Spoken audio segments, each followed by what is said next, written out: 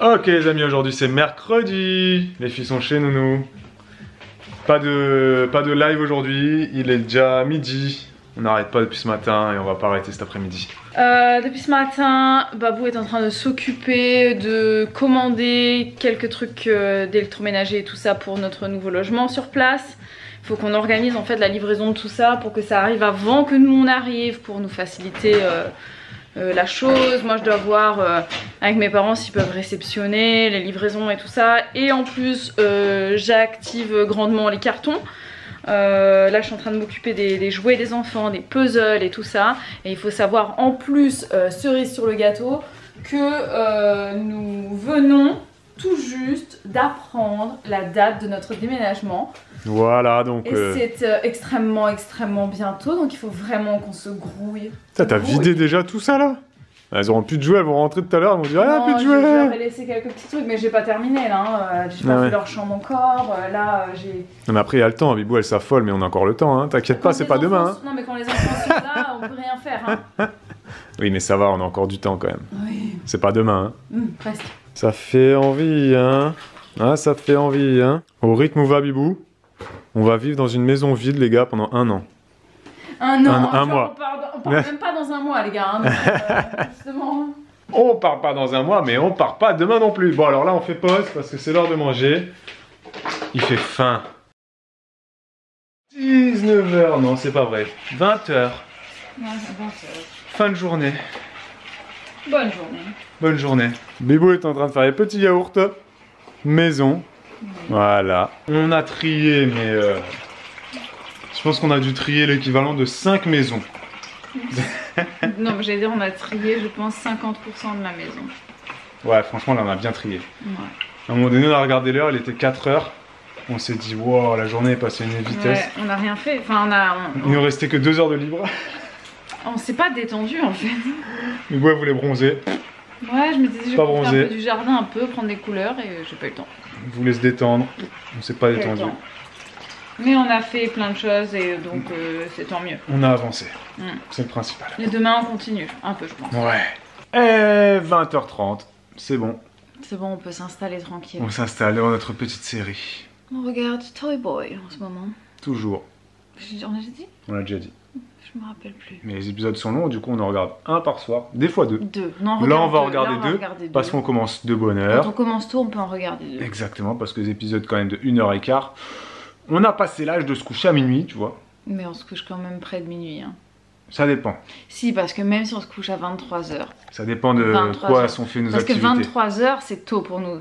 Ce qui permet une activité. C'est pas tôt, c'est moyen. Non mais je veux dire, pour nous coucher quand on se couche à 23h, on sait qu'on a quand même le temps, tu vois. Oui, ça dépend. Passer 23h30, oui, c'est vrai. Ça devient plus difficile. C'est vrai, exactement. Bon les amis, gros bisous. Merci d'avoir repassé ce moment avec nous. Oui. Et à demain. Pour un nouveau vlog. Ciao ciao. Oh, je me suis tailladé le doigt avec un couteau à pain hier. Bibou aime bien se couper. C'était violent. Elle adore se couper, Bibou. Mais c'était violent, c'était... Mais je m'en suis sortie. J'ai pas appelé à l'aide. J'ai juste appuyé très fort sur la plaie pour la refermer immédiatement parce que c'est assez profond. Le donc d'ailleurs, si ça vous arrive, vraiment, faut direct appuyer et fermer. Je pense que les gens savent. Faut pas faire comme ça sous l'eau. Je pense que les gens Il y a des gens qui ne savent pas. Il faut fermer la plaie avec tes doigts fort comme ça, tu vois. Il faut être un guerrier comme Bibou. Il faut pas tomber dans les pommes. Mais avant, j'étais pas une guerrière. Hein. C'est depuis que j'ai des enfants. Elle s'est fait une escalope dans le langage des cuisiniers. Non, l'escalope, c'est quand tu fais. Quand tu coupes un bout. Avec t'étais pas loin de couper un bout du doigt là. Hein. Là, c'était violent. Ouais. À un moment donné, tu vas perdre du poids avec ces histoires. Parce qu'à force de te couper des bouts de peau là, tu vas perdre. Non, mais là, je l'ai pas perdu, je l'ai tranché comme ça. Donc rien n'est tombé. Mais les gens qui sont phobiques là, de quoi tu parles là? Déjà, moi, ça me dégoûte. Alors, t'imagines les gens moi, qui ça sont va très bien. Désolé pour ce moment. J'étais phobique avant. Allez, ciao. À demain pour un nouveau vlog. Ciao, ciao.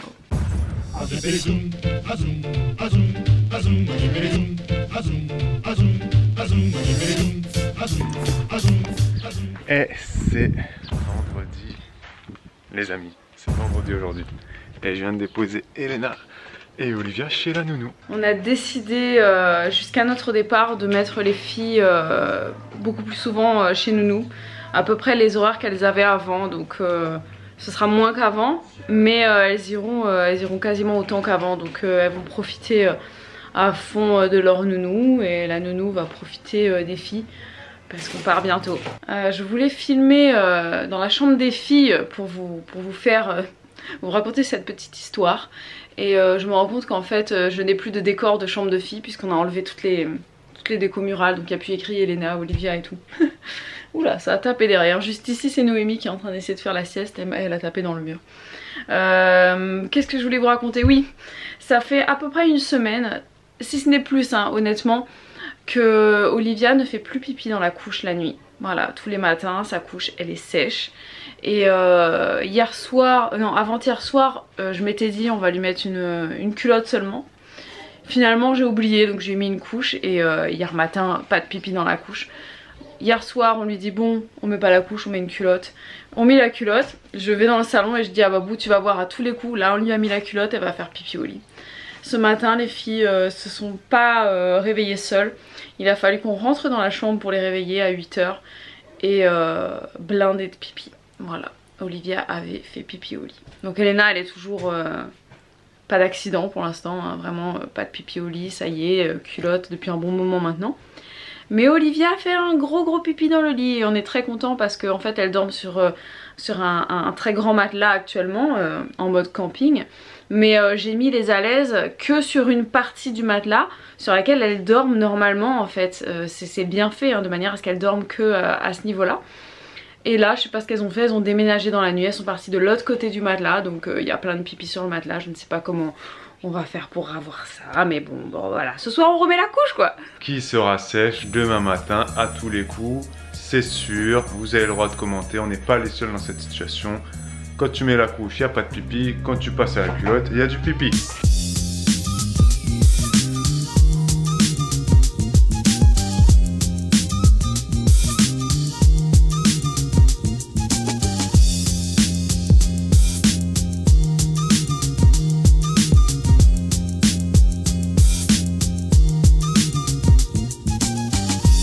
J'ai horreur de faire la vaisselle.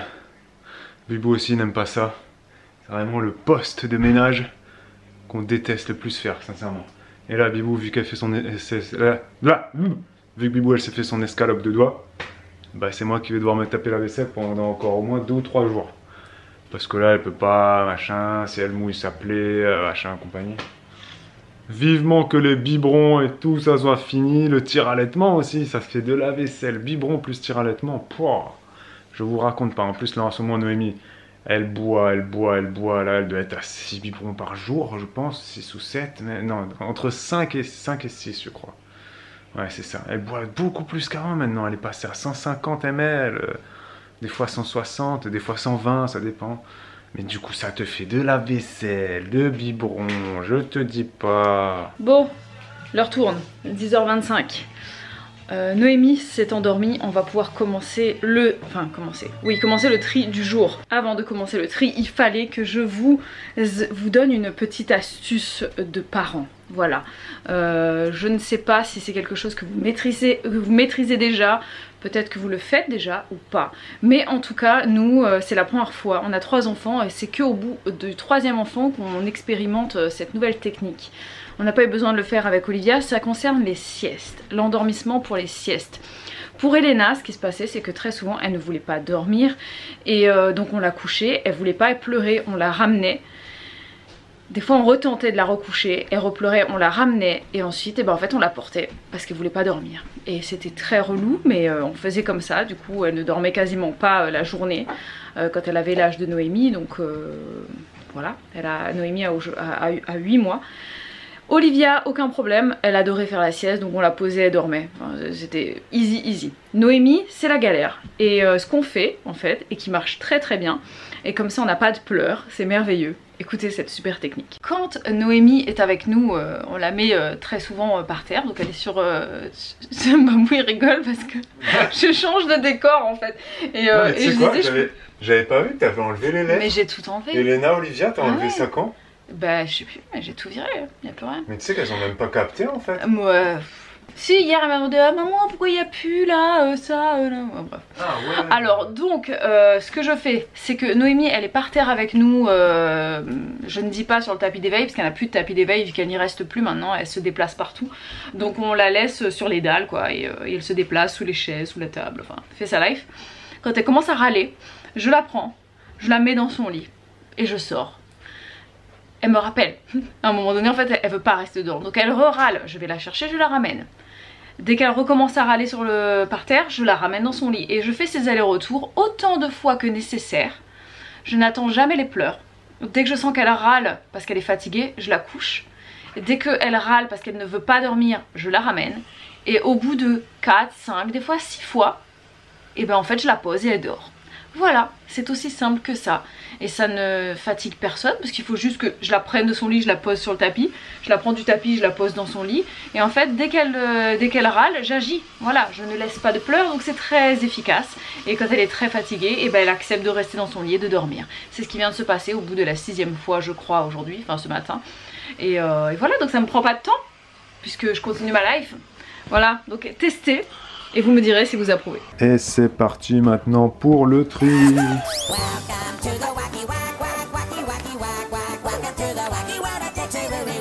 Là on se lance dans le tri d'une penderie là où il y avait essentiellement de la paperasse qui était triée et des espèces de vieux souvenirs. Ah, mais alors, attends, viens, je te raconte un vieux souvenir. J'ai retrouvé ça. C'est une pièce de 1 livre libanaise. Et pour la petite histoire, tu te rappelles de l'histoire? C'est un mec qui t'a offert, ouais. Non mais c'était pas un mec. Quand j'étais en primaire, très exactement au CM1. Il n'y a plus trop de batterie. Ouais, et ben j'avais 3 amoureux, enfin il y avait 3 garçons à la classe qui étaient amoureux de moi. Il y avait Romain, Régis et Nabil. Et en fait ils se battaient pour moi. Et Nabil un jour il m'a donné une enveloppe et dedans il y avait 1 livre libanaise, voilà. Et je l'ai gardée. Parce qu'il venait du Liban. Voilà. Et donc tu vas la garder encore. Je pense que je vais la garder pour raconter ce souvenir à mes enfants un jour parce que c'est très drôle. Hein. Donc il regardera jamais ces vidéos, donc il ne le saura jamais, mais je l'ai toujours. Et moi, si vous voulez, je peux vous montrer mes dents. Voilà. Allez, bon appétit. Là vraiment c'est le gros tri. On va jeter énormément de choses, on va garder que l'essentiel. Les papiers de notaire, les actes de vente, les ci, les ça. Mais alors après tout ce qui est vieille radio, on a des factures EDF les gars qui datent de 2016. Je sais pas pourquoi on a toujours ça. Non, on va garder que les trucs essentiels. Trucs qui concernent la retraite, les actes notariés, puis le reste, ça baigne. Les dents que je viens de vous montrer, ça date de 2012 les gars. 2012 le truc. Et de toute façon on gardait tellement de conneries. Le tri va être très très long. Non mais moi j'ai des trucs qui datent de quand j'étais... Non mais quand on était enfant, oui on a encore des trucs enfants, mais ça on les garde parce que c'est des souvenirs de... Ouais, voilà, de quand on était en école primaire et tout, on a des petits bulletins de notes qui remontent à plus de... plus de 50 ans. Non, plus de 50 ans. Mais ça on va garder, mais après les trucs, ouais, c'est inutile franchement, cette radio dedans, qu'est-ce qu'elle fait là, je ne sais pas. Bon bah après ce tri, Bibou, qu'est-ce qu'on mange ce midi? Je te fais peur ou quoi? Je préparais des pâtes au citron. Ah, de la bonne cuisine ça. Ouais. Ah, j'ai hâte de goûter à ça. Avec des courgettes aussi. Avec des courgettes aussi, d'accord. Oh! Non mais en fait je l'ai mis Toi! Non mais je l'ai mis dans une barquette, je l'ai fait hier soir. Et t'as appelé la barquette Season, ok. C'est ça.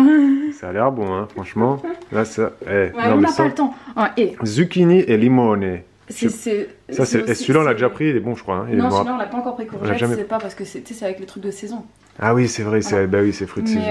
Non, mais légumes de saison. Ça va être excellent et à ma décharge, voilà, on est en train on est à fond. Déménager, on est à fond dans le tri, je n'allais pas cuisiner. Merci Season de me dépanner. Season c'est très très bon. Et c'est bon, c'est très bon.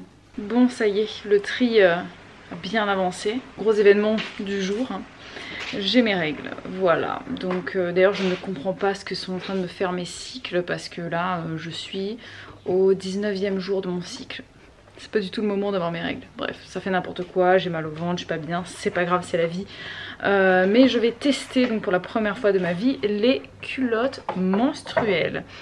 Et il faut savoir que ça fait très longtemps que que ça existe, hein. Ça commence à faire un moment que ça existe, les culottes menstruelles. Je voyais ça d'un regard un petit peu extérieur, un peu lointain, tout ça. Je me disais testera pas, je ne sais pas. J'ai été contactée par plusieurs marques, dont une marque leader qui m'avait contactée pour ça. Et je sais pas, j'avais jamais donné suite. Et en fait là, c'est Marguet. Je sais pas si vous voyez écrit, c'est Made in France et surtout c'est une abonnée qui a lancé sa marque de culottes menstruelles, donc je me suis dit voilà, pourquoi pas, c'est le bon moment, je sais pas, je me sentais et je me suis dit c'est une abonnée, donc allons-y, testons ça. Vous avez bien sûr en barre d'infos le lien vers le site Marguet si vous connaissez pas encore les culottes menstruelles et que vous avez envie de tester.